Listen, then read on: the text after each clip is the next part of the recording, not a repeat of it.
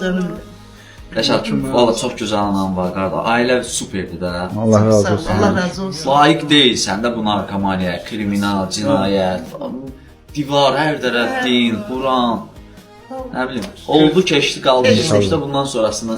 Lotu o şəxsi ki, evinin içində ailəsinin sahibi ola, gələ ailəsinin başında ola, Lotu o şəxs.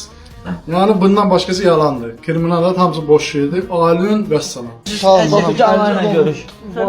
Yedim. Allah Sağ ol, bol Allah eləsin. versin. Allah köməyin. Əziyyət çəkdiniz. Yaşam. Git. Allah. Git aldım. Arxayla. Oğlumuz əmin əllərdədir.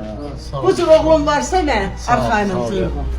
Çok hoşuma dinlerim canlarım benim. Çok sağ olun. Allah sizi var eləsin. Allah sizi uzun ömür versin. Sen de başına dinlerim. Sağ ol. Allah seni de bana korusun. Allah köməyində olsun. Heç getməlisən.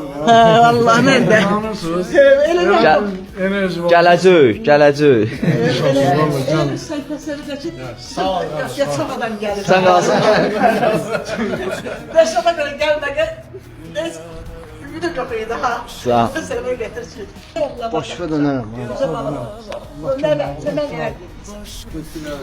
Bəli, bugün daha bir ananın sevincini şərik olduq və sizə təqdim elədik. Allah belə anaları sevindirsin, xəstələrə şəfa versin. Sağ olun dostlar.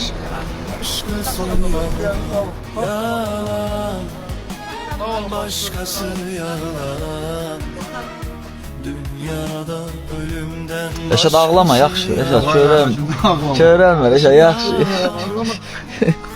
başkası yalan, dünyada ölümden başkası yalan.